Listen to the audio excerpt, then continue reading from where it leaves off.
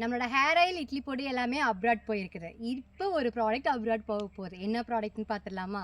Hey all! Welcome to life of Moni herbals. First time நம்மளோட new launch ஆன weight loss powder வந்து Saudi அரேபியாவுக்கு வந்து போக போகுது. உண்மையாலுமே எனக்கு அவ்வளோ ஹாப்பியாக இருக்குது. ஏன்னா நம்மளோட நியூ லான்ச் அங்கேருந்து நம்மளோட ஃபாலோயர் வந்து பார்த்துட்டு நம்ம மேலே ட்ரஸ்ட் வச்சு அதை வாங்குறாங்க.